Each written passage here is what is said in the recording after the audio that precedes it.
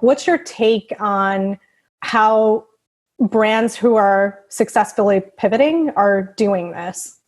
So, I see a couple of things, actually several things happening along that.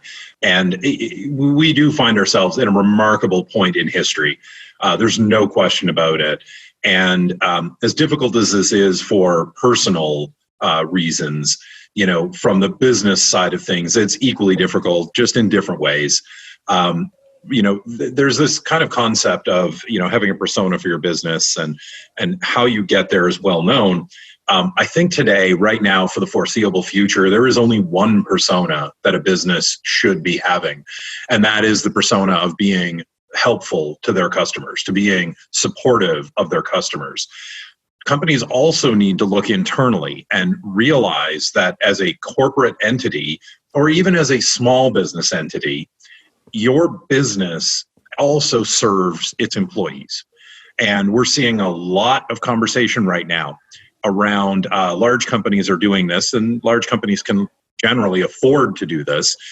They're making a commitment, a pledge, that their employees will not lose their employment for any reason related to COVID-19. And those pledges are coming out from PayPal, from really big companies, Bank of America, and so on. And there are various messages. But when you combine that with you roll the clock back, let's say 30 days before, every day it seems we're learning new things and we're learning how it's impacting us, and then how that rolls into our societal moments and how that has a further impact on the businesses, which then impacts the employees who are our neighbors and family and friends. Every day brings new information. And airlines, for example, I was getting emails from my airline, Delta Airlines, telling me, hey, we're fogging the interior of our jets to clean them. And I thought, praise be, I'm happy. I love this, right? And they sent videos of it. Guy walking through, looks like an exterminator, spraying a cloud in the airplane. I feel good about that. Under normal circumstances, I'd be like, you're trying to gas me. I'm running for the hills. But under these circumstances, it shows your action trying to protect me. I get it. I know the protection is around profits. They are a for-profit organization and they have to do that.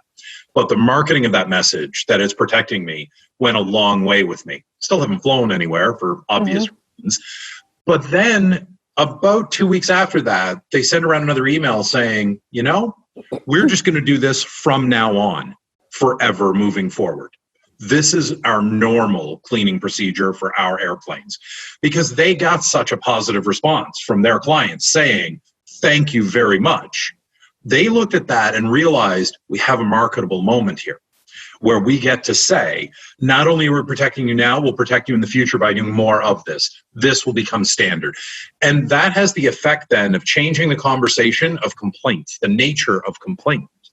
Because up until this moment in time, you could walk onto any airplane. In fact, you could walk into any business, look in any corner, and find dust and dirt and food particles and be like, oh, this is gross. And then people would go and they would leave negative reviews, and the business has to deal with that negative review and they have to respond to it. Delta Airlines, in 2 emails, in responding to a different reason, has now created a backstop, a moment in history where they can point at it and say, we do more. This is what we do to protect you. So then anyone complaining about those topics, it's a little bit flatter. It doesn't have the horsepower behind it. And so it changes that landscape of expectation, because every response then is, no, we do care about you. Here are the things we do.